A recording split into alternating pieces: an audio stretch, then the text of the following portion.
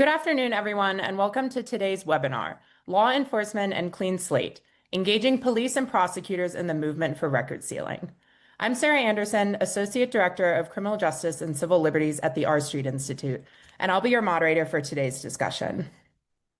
Today, we'll be covering how to best engage law enforcement voices in advocacy for clean slate policies, which, as we know, automatically seal eligible criminal records after a determined period of rehabilitation. These laws are not about erasing the past. Instead, they're about removing outdated barriers that hinder policing, clog our courts, and complicate reentry long after somebody has served their sentence. But nonetheless, they do receive significant opposition, sometimes from those in law enforcement who are concerned how these laws will affect their jobs. Here to help us unpack these challenges and how to overcome them are three esteemed panelists, each with their own unique perspective, voice, and direct experience on the issue. First off, we have Jillian Snider, who is R Street's resident senior fellow for criminal justice and civil liberties. Jillian is a retired New York Police Department officer, professor, and public safety scholar who leads R Street's work on policing. Next, we have Frank Russo, who is a partner at Modern Fortis, a political and strategic advocacy firm where he supports criminal justice organizations, including Right on Crime and CPAC, on federal, state, and local policies. He previously served at the House and Senate Judiciary Committees on Capitol Hill and represented prosecutors at the National District Attorneys Association. And finally, we have Clean Slate Initiative's own Jose Chapa, who is a campaign strategist supporting state campaigns on CSI's programs team. Jose has over 10 years of advocacy and campaign building experience. Before we get started with the conversation, just a few housekeeping items to cover. You'll see in a couple of seconds here an audience polling question pop up that is going to ask you two separate things about your experience advocating for policies. Oh, there it is. About your experience advocating for policies that affect the jobs of law enforcement, and then about your experience engaging those individuals in conversation about Clean Slate. So you'll have about 30 seconds to answer these two poll questions, just to get you thinking about the topic we're going to discuss today and the things you're going to hear from Frank, Jose, and Jillian. And in the meantime, once you finish answering it, please do let us know in the chat what city you're from, what you do for work, what you do for fun, anything interesting about you that brings you to this conversation today. We would love to see so we know who we're talking to today. So definitely appreciate that. And as you're answering this poll question, also consider that we'll have a really brief survey at the end of the webinar as well. That'll pop up automatically at the end of the webinar. You do not have to do anything to access it. Just to make sure that we hit the mark for you in this webinar, so be ready to answer that. Additionally, near the end of the conversation today, we'll have time for audience questions, so please feel free to drop those in the Q&A feature as we go, which is separate from the chat feature. It is a question and answer tab, and we'll do our best to cover those once the conversation wraps up. So here we have the results of the poll, which is helpful to see. Looks about maybe close to half and half of people that have experience advocating for policies that affect the jobs of law enforcement. Of course, that's what we're hoping to equip you with today, is for those who answered no, how to go about that in an effective way.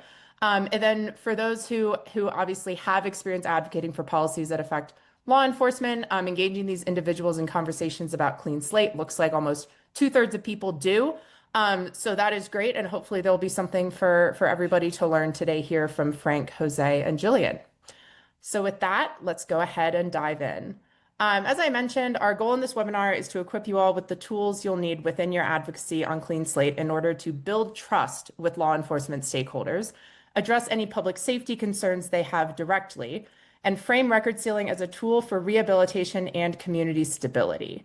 So my first question for all three of our panelists today, I would love for you to share a more in-depth introduction of yourself than the brief one that I just gave.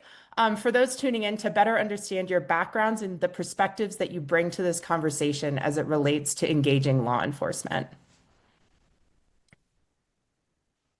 Anyone want to start? There we go, Frank. Yeah, sorry for the delay on there. That'll be the first and only hiccup if we're lucky today. Thank you so much for having us, Sarah. Thank you to the Clean Slate Initiative, my friends at R Street, and all of you who've joined us. It's an honor and a privilege to be with this esteemed group. Jillian has twice the experience I do, and I often rely on her for help, and Jose and his team are just the best in advocacy and making sure we actually get outcomes instead of just policy conversations. Everybody likes big ideas. I think we like big accomplishments.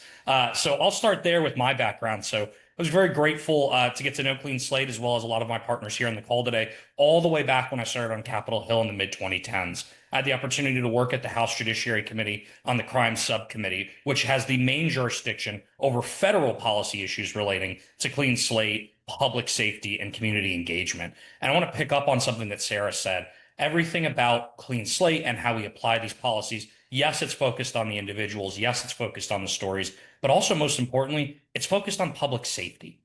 And that's what we're here today to talk about how this is a public safety tool to make a difference. And that was our job at the House Judiciary Committee, was to design and create policies and then pass them that ensure public safety is improved. I then moved to the Senate Judiciary Committee, where we had a similar responsibility and goals to fit. And in that role, we worked across bipartisan lines, because at the end of the day, if public safety becomes partisan, it's not successful. And so at my time at the Senate Judiciary Committee, we worked on bipartisan reforms, the one that everyone knows and talks about as the First Step Act. But that was aptly named because it was only the first step. And there are significant changes that are needed in our system. And if you're on this call today, I'm not telling you something you don't already know. The last piece of this is I spent 4.5 years representing prosecutors. I'm sure I was a thorn in the side for some of my friends here in the group, but that's because we want to get to successful policies that actually work. Not only do we pass them, not only make sure that they're in law, but then that they're implemented effectively. And we can talk later on this webinar about places like Pennsylvania, where we've seen Clean Slate work hand in hand with law enforcement to ensure those public safety outcomes. But we've had a great opportunity to engage with district attorneys, including those that I represented, to understand the importance of these tools. And then lastly, in this current role, I get a great chance to work with organizations that make a difference across the country, not just at the federal level. I'm honored to work as part of the Right on Crime team here in Georgia, where I'm based. And I'm also happy to work alongside my colleagues at CPAC at the federal level. The point is, even though they are conservative-based policies, they're public safety rooted. Our teams and our goals are all focused on how do we make people feel safer in their homes, and how do we support those coming back to communities and being a successful part of that public safety picture. So my background's been unique in that it's all policy focused, but policy focused from a law enforcement perspective, and really excited to share more. Thanks, Frank. Jillian, you want to go next? Sure. So thank you again for Clean Slate for hosting this webinar. Thank you, Sarah, for moderating. Thank you to my esteemed panel and colleagues. I'm Jillian Snider. As Sarah introduced, I was a police officer for about 15.5 years. I retired in 2020, and I worked in New York City, so I got to see a breadth of things and challenges and accomplishments and different diverse backgrounds and people.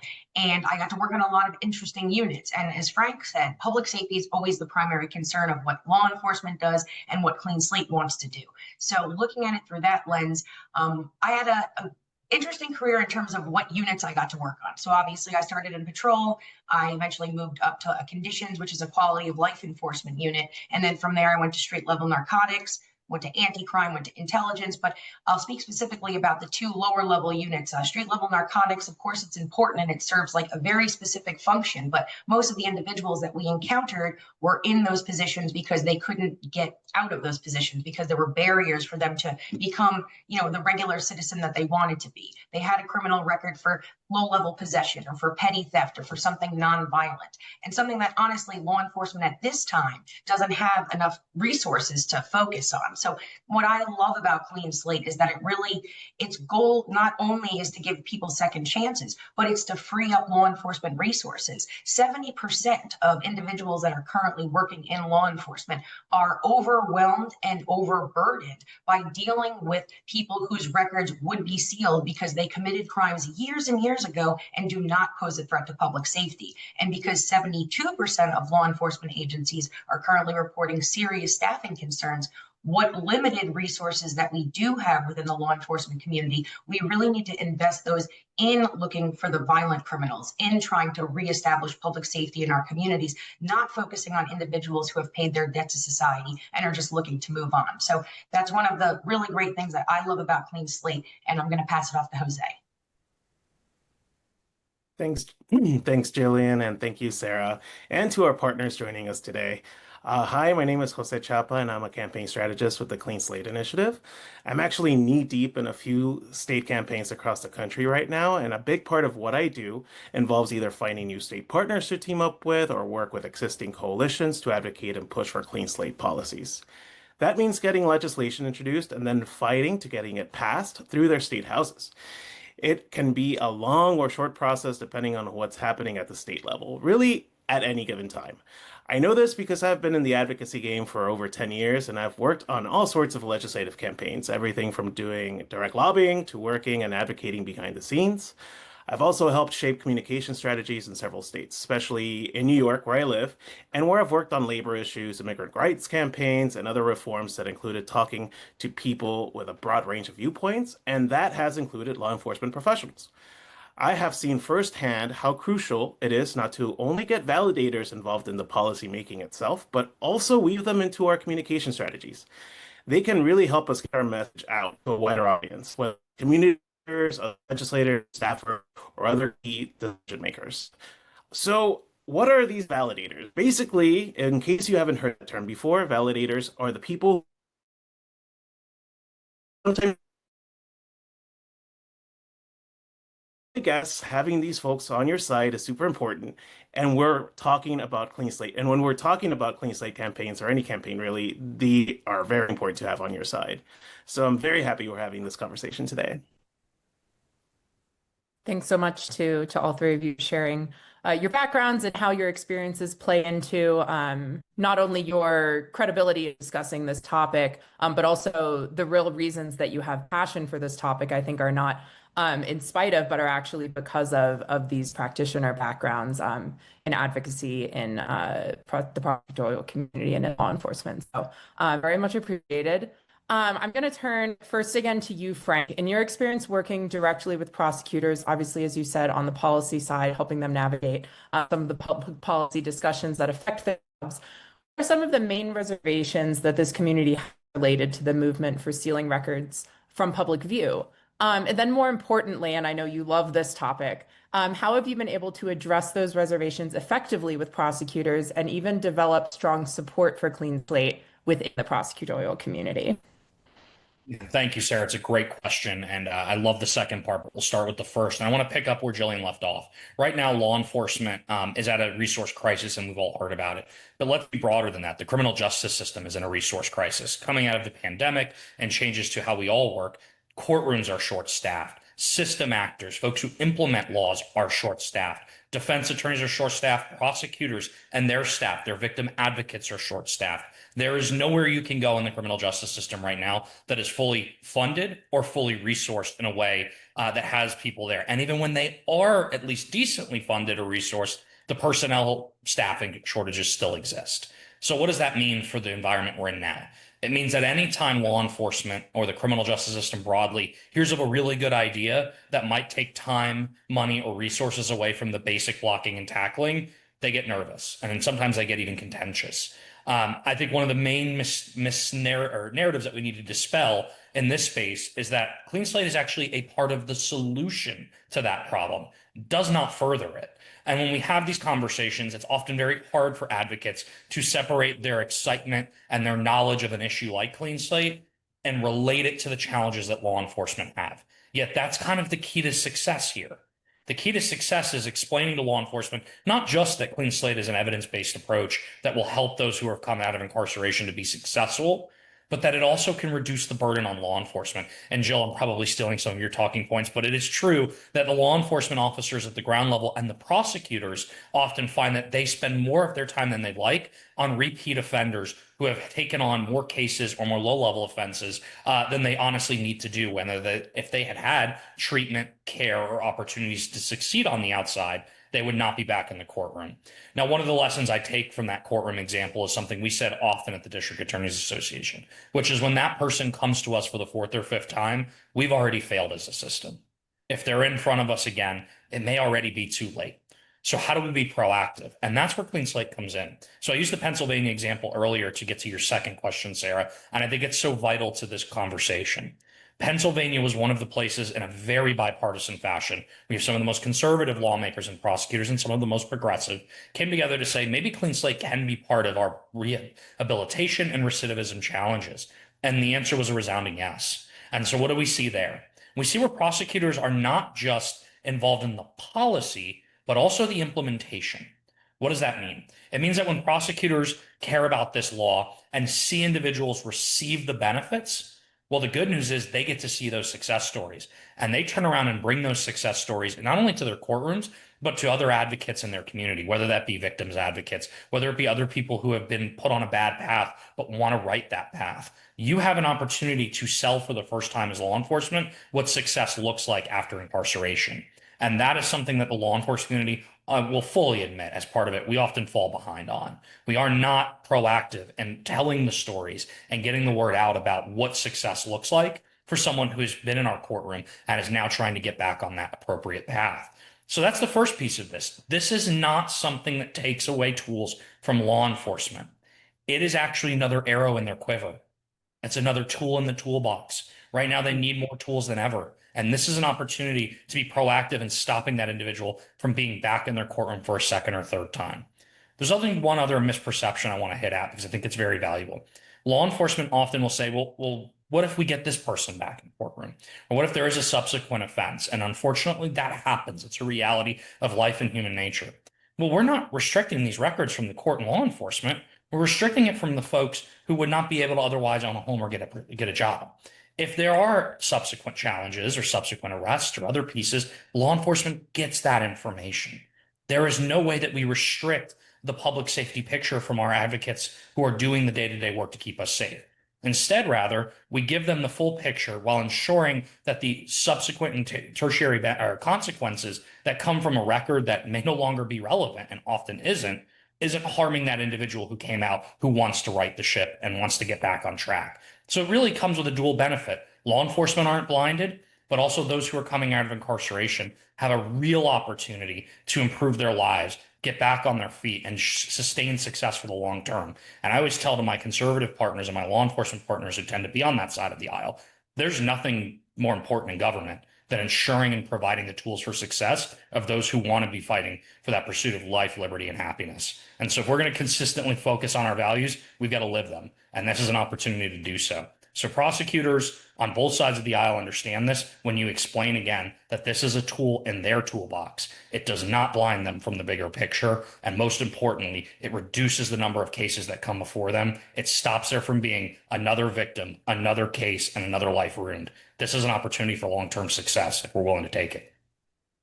Frank, thanks for that. And one additional thing that I want to pull out from that is how you mentioned the challenges of speaking to a community that doesn't necessarily relate to your own life experiences, right? And how you develop a mutual understanding of those different life experiences and how they sort of inform somebody's maybe reflexive response to something that you just got at in terms of prosecutors and the community at large is if there's a change to the system, and I think this kind of goes across a lot of systems, folks tend to be resistant to that change. How would you recommend that advocates go about bridging that divide and working to proactively understand each other's perspectives and engage prosecutors beyond just the initial reaction of, oh, we shouldn't do this because it's a change to our system. What we do works. I'm worried about the effects.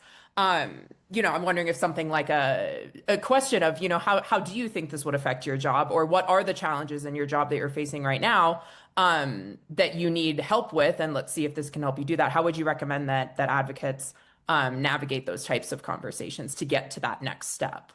Well, you gave me half the answer in the question, which is great, which is the first place is you do need to relate to their challenges. I find this in the advocate and the law enforcement community. We not only do we talk past each other, we don't understand each other's challenges, even though they're very similar. The advocate community is short-staffed at oftentimes. We often don't have the resources or personnel that we need to be successful. Relate back to that. Relate to those challenges and understand that we are going to be a part of the solution for the problem we both have. But also what comes with that is, I always tell advocates, is a commitment. And it's not a short-term commitment. We love to pass bills. We all love the picture in the governor's or the White House's office. It's great. They're all over my LinkedIn. You can laugh at me later and see my hairline run over the last 10 years. But what I think is very valuable is not just committing to that policy, but committing to its implementation. So when you meet with law enforcement, when you meet with the folks on the ground, you let them know that you're going to be a part of the process after the law is actually enacted. You're going to show back up to see where the successes are, to see where maybe tweaks are needed, but also to take steps to engage directly with them and say, has your office benefited from this? If so, can we help you tell that story? If you don't think so, can we show you how it's benefiting you? We often stop at the signing, and that is my number one message to advocates. If you are going to be successful, you never stop at signing. In fact, a lot of times that's where the work really begins.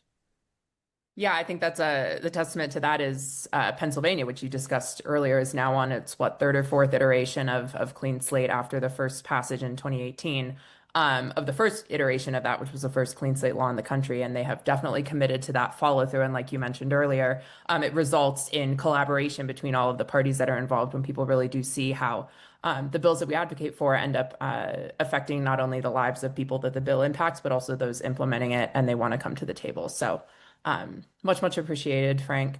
Jillian, turning to the law enforcement side of it on the ground, you were a police officer in New York City, as you mentioned, which is a jurisdiction that, as we see in the news pretty regularly, experiences both high profile and very below the radar localized crime.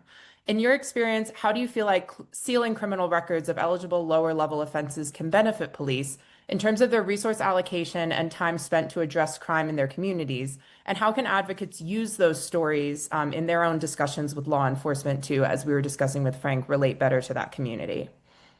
So that's a great question. And thanks, Frank, for stealing half of my answers. So I'm going to have to take my law enforcement and merge it with my nerd professorness and look at it through both, the academic and the criminological perspective.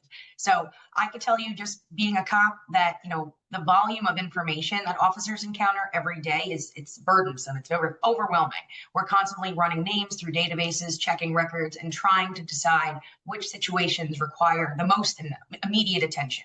So in a jurisdiction like New York City, where you have, like Sarah said, both high profile cases and then, low level, below the radar neighborhood crime, efficiency, especially right now where agencies are struggling, is absolutely critical. So when someone has a decades-old conviction for minor non-violent offense, something like simple drug possession or shoplifting, that information, it often adds more clutter than clarity from a law enforcement perspective. So from a criminological standpoint, though, labeling someone, it tells us that when people are perpetually defined by past mistakes, they're more likely to actually internalize that identity, which increases their chances of reoffending.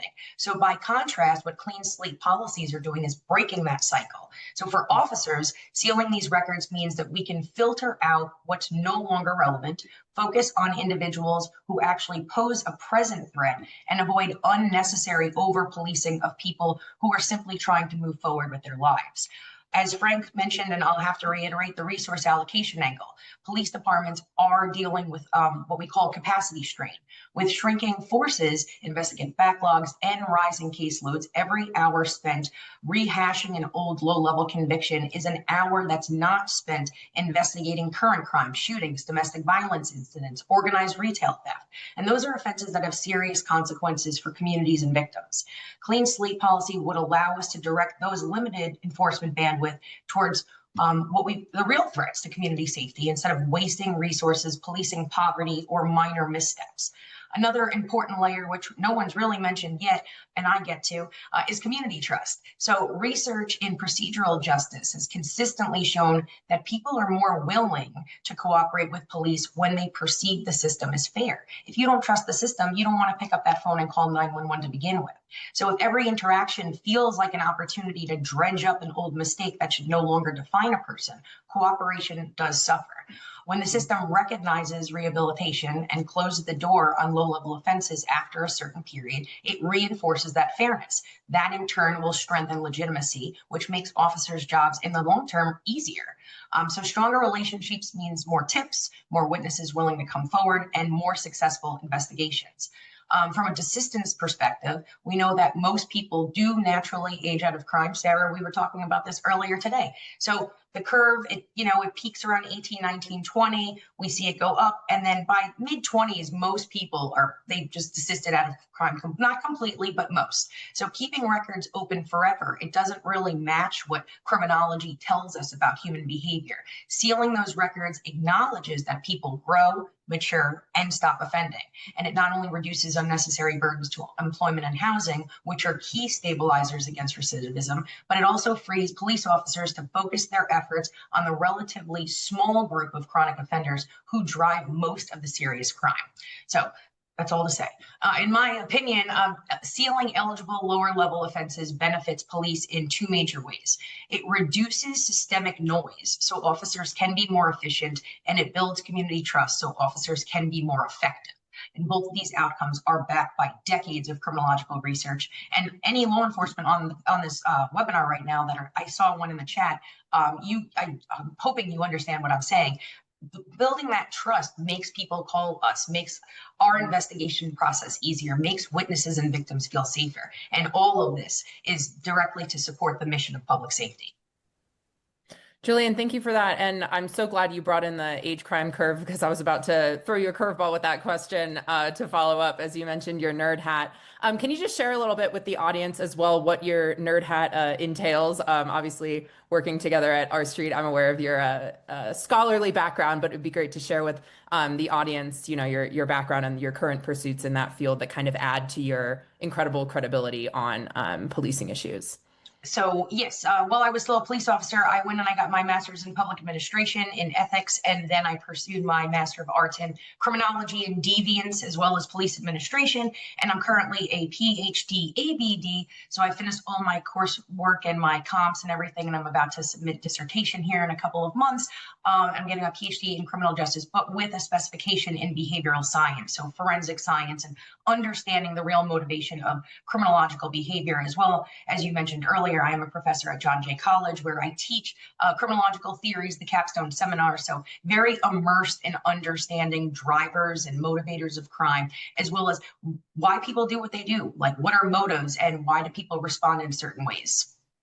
Yeah, thanks, Jillian. I think it's just so important to recognize all, especially as we're doing advocacy, all the different kind of facets that inform policymaking, and that is experiences on the ground with practitioners, experience of advocates and affected communities that are going to be impacted by the laws, and then also the research and the scholarly studies behind what we know does and doesn't work, and how all three of those sort of work together. So I think we're really lucky today to have all three of those kind of perspectives represented to be able to better equip advocates. So thank you, Jillian. And we've talked a lot about advocacy, Jose, but we have not yet heard from the advocate himself. Coming from this advocacy standpoint, knowing all the different perspectives that need to be involved in successful advocacy to get not only to the point that Frank mentioned about the bill signing, but also the further implementation and collaboration after the fact. We're currently in a world where the narrative around violent crime is pretty pervasive in the media. It's pervasive in conversations in state legislatures. And like Frank talked extensively about earlier in this webinar, it is very important that we make sure the priority in our policymaking is indeed protecting public safety. So therefore, why is it so critical to include law enforcement voices as supporters and validators of clean slate policy? I know you mentioned validators earlier, but please just share some of your personal experience related to involving validators in conversations and how that can move the needle, and how advocates can best look to do that today in this current crime environment. Thank you, Sarah. Great question. And just to note Frank's point, implementation is kind of its own long game approach, and very much needed and part of the advocacy process as well. And we need folks to be there, not just from the start of the campaign, but through implementation as well. I think it's really important to remember that we live in a super informed society these days, and that information is just coming at us from all over the place. We know legislators and their staff are tuned into the news, and now the news isn't just coming from your usual media outlets. It's coming from independent or more opinionated sources, maybe podcasts or independent websites. So in a lot of ways, that makes our jobs as advocates even more crucial. We don't only have to validate our own stances and our own data and research, or even having powerful firsthand accounts from people who've been directly impacted or will benefit from these clean slate laws. So, even we can say that violent crime rates are down, or point to data where we see a decrease of repeat offenders in places where people are given a second chance and are able to find work and housing. That might not work for every state. That might not work for every campaign. Every state has different politics. Sometimes without these law enforcement professionals and their voices acting as validators, we might not be able to secure a majority and get these bills passed in each respective house. If we get these validators from law enforcement involved in our campaigns, they could act as our bridge to these hesitant legislators who might just need that extra nudge to either sponsor or vote for a bill. They don't necessarily have to be a part of your official coalition, but they could act as great spokespeople for the media, or they could provide powerful testimony, or talk directly to the policymakers themselves. Essentially, I think law enforcement validators can vouch for why clean slate policies are important to them, or why they can see these laws work in their own neck of the woods, or how they've seen them work, or believe they will work. In my point of view, a really strong and well-rounded clean slate campaign has to have supporters who can act as validators from the law enforcement community. And that can help in many different ways. So, for example, if you have a validator who is a prosecutor or a former judge, you can directly connect them to a potential legislative sponsor who has a similar professional background. And having that particular viewpoint that comes from your own professional world can sometimes help that legislator understand how clean slate policies work and how they might be able to help their own constituents. The same can be said if you get a validator in front of a judiciary committee, for example, and they can provide testimony, or ask them to write an op-ed in your state's most important newspaper that all the legislators read. It just makes sense. So their validation could help us find new advocates and other validators get activated, not just in their own state campaign, but maybe in other state campaigns where we're working on clean slate policies.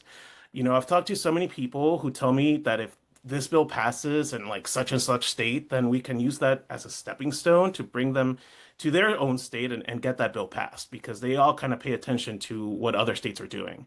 And they're all influenced by, bigger or smaller states or their neighbors. So these law enforcement validators and supporters can truly have a huge impact, not just in their immediate communities, but across the entire country. They can essentially solidify and validate our campaign narrative and help us counter those negative stories going around. Yeah, thank you. That makes perfect sense. And I love that you mentioned cross-state collaboration, because we often refer to states as, the laboratories of policy innovation, and they can learn from each other, and the federal government can learn from them, and in turn create better and better policies. And with Clean Slate specifically, I think about a lot of the implementation challenges and limitations of the initial couple of first Clean Slate bills that were passed at the state level, starting with Pennsylvania, and the things that we learned and improved in other state bills as a result of seeing where the gaps and the shortcomings were in the first iterations of those laws, state to state. So that's a great reminder for advocates to pay attention not only to what's going on in their state, but if there are challenges or successes of clean slate policies or record sealing endeavors in other states, to learn from those and to really include those in the legislation as well, including things that, address some of the public safety concerns that the law enforcement and prosecutorial communities have. So great reminder to not only zero in on your state, but keep open ears and open eyes to things you can learn from other states, but then also things that other states can do for you. If you saw a great champion of the issue in a neighboring state or in a demographically similar state, that person is likely to also maybe be willing to help come and advocate in your own state for the policies you're working on. So great reminder. Thank you, Jose, for that. We're going to turn now to a bit of a separate section of this conversation. And I just want to remind everybody that the third part of this conversation will involve question and answer from the audience. So if you have any questions about anything we've discussed already, or even more importantly, maybe things we have not discussed already, please do put them in the question and answer section. And then we'll be sure to get to those as we have time. But for this next part, I just want to turn our attention to some specific scenarios that our audience might encounter in their discussions with law enforcement or with legislators and other policymakers about law enforcement's views on Clean Slate, and walk them through best practices to engage these conversations constructively. Jose, you and I and Frank and Jillian know very well. Sometimes you'll go into a congressional office or a state legislative office, and they'll say, yeah, my police chief doesn't like this, or I heard from my sheriffs they don't like it. And those conversations are obviously challenging to navigate, because it's an at-home voice in this individual's district that has their ear, and rightly so, because we know public safety is very important. And we know also that prosecutors and other law enforcement actors are indeed responsible for public safety in legislators' districts.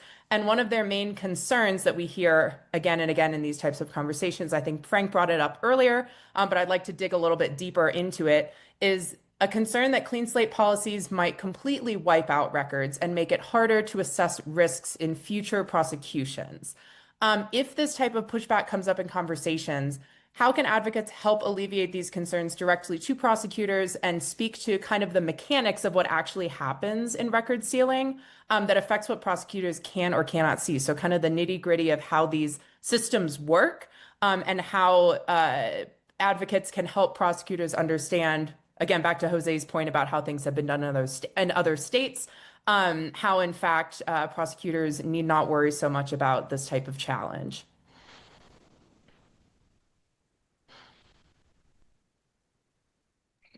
I'll start, but I'm gonna also kick it back to Jose since he's done this at the state level more than I have. I'll say this: the overarching theme is one, obviously, do not call our friends in law enforcement inaccurate or that they're misunderstanding the law, even though they are to some extent. But the fact is, it's not only misperception; it's just not accurate. The way this has worked in, for example, Pennsylvania, those records remain accessible both to state law enforcement agencies, but also local law enforcement agencies. And one of the things as you draft legislation is to be attuned to those concerns. One of the challenges in any state's criminal justice system, and it's somehow worse at the federal level, is the record sharing piece of this. Law enforcement at the state, local, municipal, and federal level often don't talk to one another or don't have systems that talk to one another. That's not a problem we're trying to solve overnight, but it is something we're highly acute and aware of and want to make sure that every prosecutor who gets that case jacket on their desk has a full picture. There is no public safety benefit to limiting that picture, nor do we ever want to. So I would just say that it's simply a misperception and one that's very often mentioned, but very easily overcome. And these are things that kind of back to Jose's point about different bills in different states. You can bring those up and name them explicitly in legislation, which is one, I think, really powerful way to collaborate with communities that are concerned about some of the effects of Clean Slate to say, no, this is not what we're intending to do with this legislation. And in fact, we're going to make it explicit in the legislation that this is indeed not the case. So appreciated very much on that, Frank. And Jillian, I'd love to hear from you on the policing side of it, or Jose, if you have additional input on how other states have navigated this and sort of learned from each other over time. I would love to hear that too. Yeah, very quickly. I mean, every state has different laws, of course, and there's a lot of states that have already implemented some form of expungement or sealing laws. They're already in the books. So it's really a matter of just relating the information that these laws are already in the books, but a clean slate offers an opportunity to be more expeditious and provide relief and support to a lot more individuals in one swoop in one time if we're going to do it through automation. And remind them that they're the policymakers. They're able to do carve outs if they want to do carve outs. They're able to write the policy themselves, and they're able to legislate. That's their job. And if you give them and provide them with examples, especially as we've gone from state to state, we can provide them with examples of what has worked in the past. In Utah, for example, what's going on with implementation in that state, or in Colorado, there was an example of mailers that didn't work so well. We can let legislators know, we have this state where this did not work. We wouldn't advise towards it. You do you, but we wouldn't advise for you all to write the law this way. So I think it's just a matter of reminding folks that these laws have passed and have worked in different states, and remind them how they've been written and worked in other states. Jillian, turning to the policing side of the question, officers often express similar concerns relating to their ability to access records of individuals they encounter in their patrol or otherwise at a traffic stop, things of this nature. I imagine New York had some type of record sealing laws on the books when you were in law enforcement, and I know you're still in tune with that community today as their Clean Slate law has gone into effect. So can you speak to what that looks like for law enforcement on the ground, how it works when you run somebody's tags or their driver's license and are understanding who they are when you're interacting with them? And then how would you message this to law enforcement to let them know that their job is still going to be safe? It actually lines up because there was just a question in the chat that is pretty much, I'm going to explain it the way that this person did.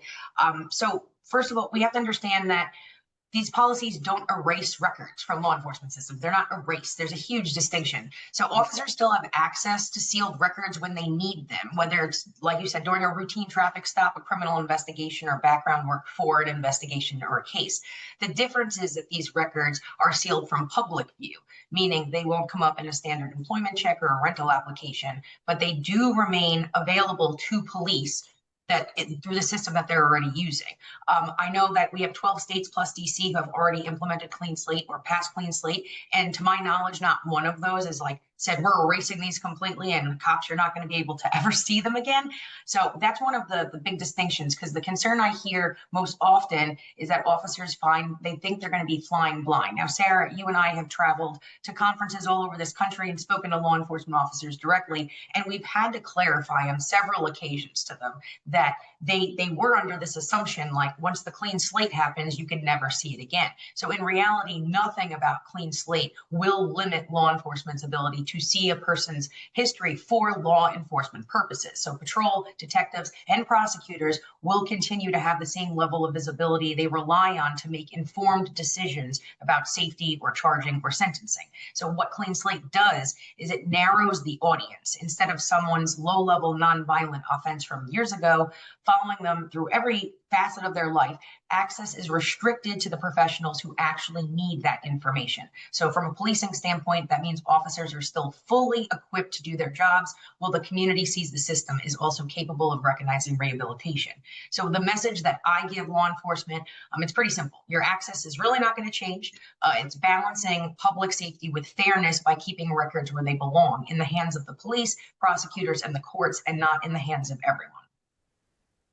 Great. Thanks, Jillian, for the kind of nitty-gritty explanation of what it looks like to be in law enforcement and in an instance where you do need to access this information. Knowing that it is still available is quite important. And to your point, that's how states have done it thus far, and in my view, should continue into the future. So thank you so much for that. You did mention one of the questions from the chat, and we do have a couple of different questions, both from the chat as well as from registering for this webinar, questions that came through that form as well. So we're going to turn to the question and answer section of this conversation for now, and we can start, I think, with the one, Jillian, that you were mentioning from the chat from Keisha Middlemass, who asks, are Clean Slate laws and sealing record laws similar to juvenile records, which are often sealed but accessible to court officers? Keisha from Howard University. I think, Jillian, you covered the answer to that question. But I would posit to the three of you, do you think, I mean, obviously juvenile record sealing has been around for a bit longer of a period of time than adult record sealing, and is more palatable, I think, to legislators by virtue of acknowledging that things that individuals have done when they are minors, you obviously have a different decision-making structure, different brain development, things like that. You can grow and learn as a juvenile through to being an adult that may warrant sealing a little more easily than some people may be convinced for adults. Does that sort of narrative have any salience, do you think, in advocating for a clean slate with legislators who are maybe hesitant about it, or in terms of the automation aspect of it?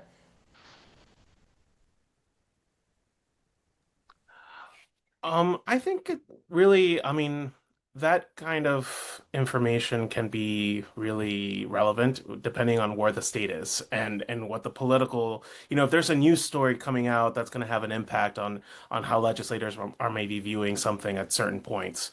But I think applying kind of like that mindset that, folks, when they're a lot younger, they're able to reform and go through different different programs that might be able to allow them to grow and learn. I think that kind of can speak to legislators like hearts in terms of like trying to get them to have empathy on folks that are trying to, get ahead in life and get some financial aid, get a job, get housing, and I think I'm from the mindset that we try to get through two clean slate policies however we can, even if it's little by little through little increments. Yeah. I think we need to get to that final goal, but if we can manage getting little by little in there, I think that's a stepping stone kind of mentality. We can approach it that way. Yeah, I definitely agree. People never stop learning and never stop changing, I think, throughout your whole life. And there's always the opportunity for rehabilitation and redemption and moving forward. So thanks for that. Turning to another question that we have from Christina Carrega, who asked, apologies if this was already discussed. Jose, this may be another one for you. Are there any states with pending clean slate legislation that will be on the ballot during this or the next year's election cycle? For my end, I'm not familiar with clean slate on a ballot at any point, but Jose, you may know better than me if that has come up. Not on the ballot, but you know who's on the ballot? Legislators, senators, and representatives. And knowing where they stand on these issues, you know, you can always look to see what their voting history is. I'm not aware of any ballot initiatives that are clean slate related. I could be wrong, but everything that we've been working towards has been through a legislative lens, sometimes bureaucratic lens, to see how to see if court systems need to be updated, how can that be approached.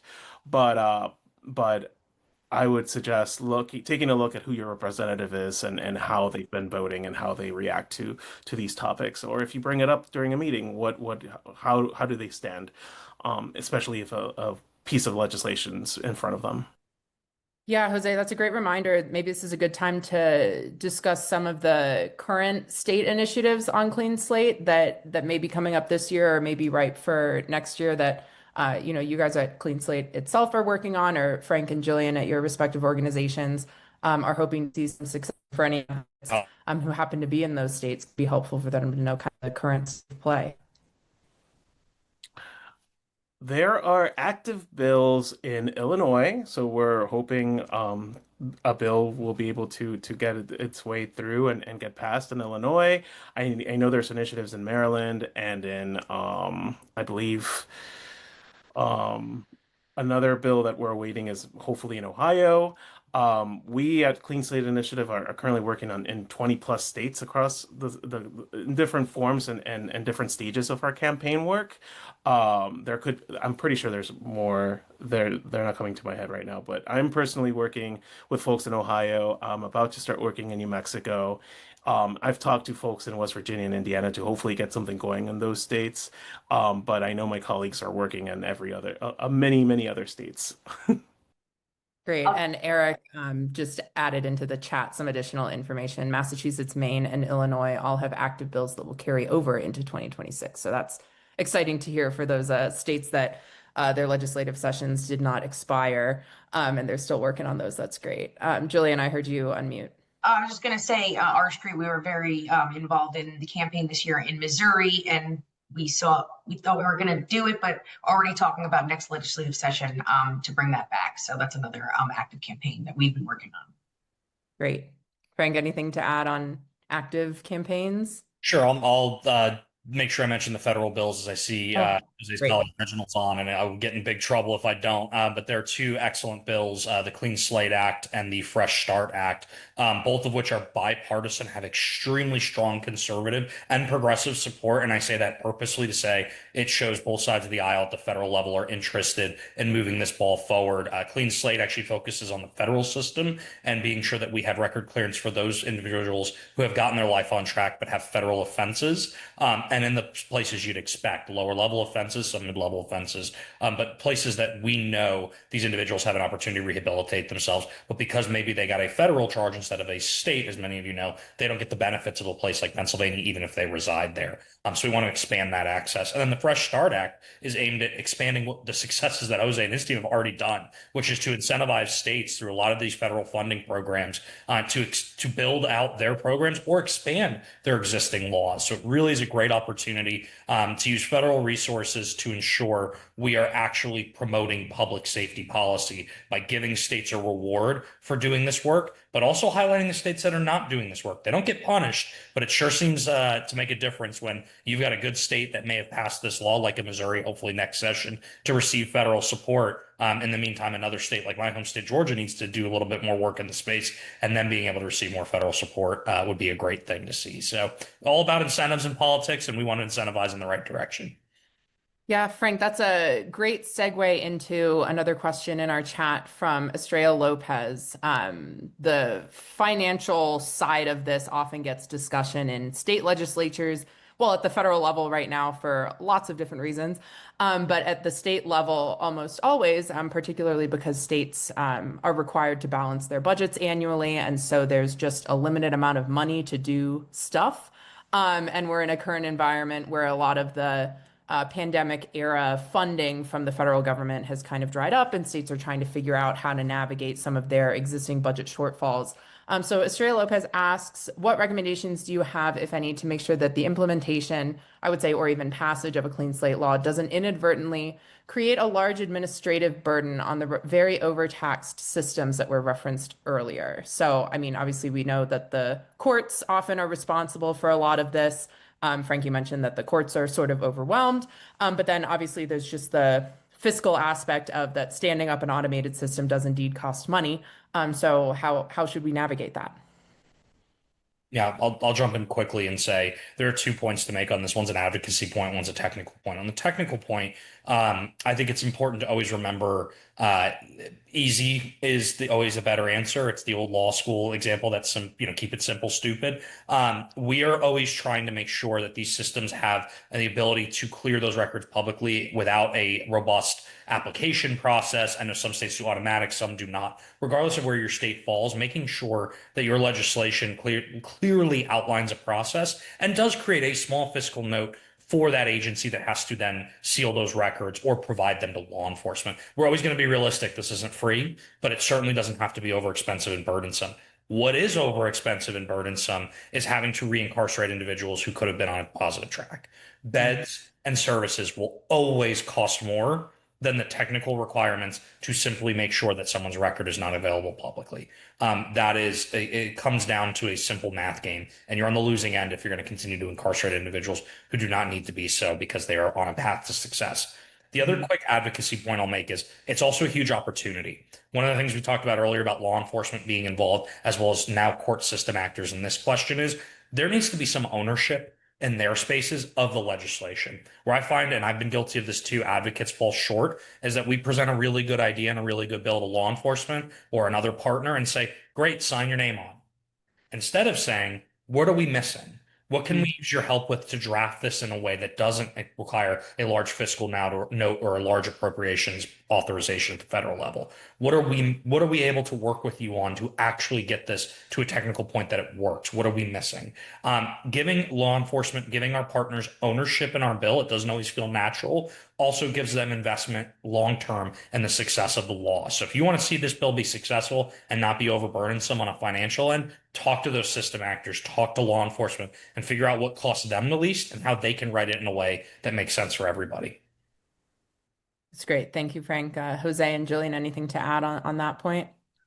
Yeah, I mean, legislation would be easier to pass if there was not a fiscal note attached to it. Of course, it's always easier to pass something that might not have a fiscal note attached to it. So it's good to have that in mind as you go through the whole campaigning process, figuring out maybe creative ways you can work and talking to the court administrators, talking to the repository, because a lot of the time, sometimes the repository is a different entity, and having those conversations, getting them involved in the process, maybe finding creative solutions to get those technological upgrades before you even try and promote clean slate policy could get you to that endpoint faster, or at least creating less of a fiscal note attachment, which is a lot more incentive. There's a more incentive to passing something without a big fiscal note attached to it. Yeah, that could be a great gap for, as Frank mentioned, the Fresh Start Act to fill to help states with those fiscal notes. So thank you both for that. Jillian, I want to turn to you to answer this question because I think you're probably best equipped. From Rodney Moore in the Q&A section asks, if someone's record has been sealed through Clean Slate and then gets pulled over for a traffic stop, and the officer asks, have you ever been convicted of a crime? What are they allowed to say? Reactions to that? That's an interesting question, only because I know most cops are not trained on a regular traffic stop to ask someone that question. It's generally like, I pulled you over because of this. My name is Officer so-and-so. Can I have your license, registration, and proof of insurance? I know I've never asked someone straight up on a regular traffic stop if you've been convicted of a crime. So technically, like we already discussed, Clean Slate does not erase your record. It does seal your record. So you have been convicted of a crime. So it wouldn't be, I would never promote nor suggest lying to law enforcement, but technically it's not illegal to lie to law enforcement too. Always remember that, for those of you who don't know. But I would say you should answer openly and honestly. And you could say, my record is sealed, but yes, I was convicted of a crime, because that officer is going to know anyway. If they do run your name, they will be able to see it if they need to. But again, it's not generally a question that most law enforcement will ask on a regular traffic stop. It's more something that someone might ask you if you're being investigated for a more serious crime. But just my advice is don't lie. It's always good advice. Honesty is the best policy, they say. So here we are. I want to turn to one question to wrap us up and bring us to the top of the hour here, that came through the registration, which I think is really important for the advocacy side of this, that we're working to equip the audience to be more prepared to do and do effectively, which is a great question, and it's very simple.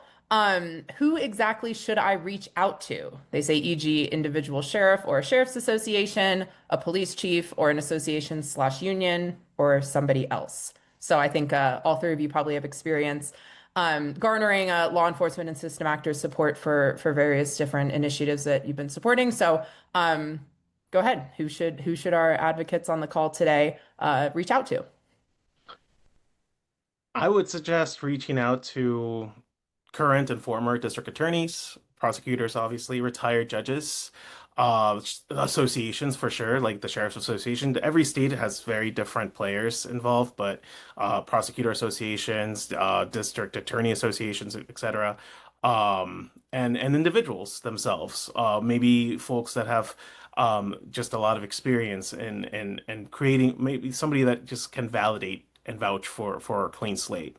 But I would suggest, anybody that especially if you live in a state and you know your state politics, and if somebody in particular has the ear of a lot of legislators in the House or the Senate, try and have a conversation with them or their staff.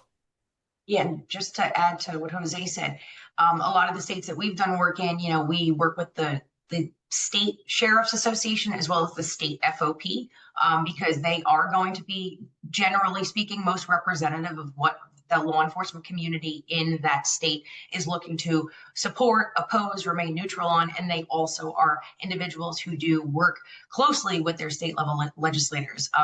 I just know in my history, if I really wanted to push and advocate for something, generally I would pick up the phone and try and get in touch with the vice president or the president of that state FOP or that sheriff's association, because they do have a lot of pull.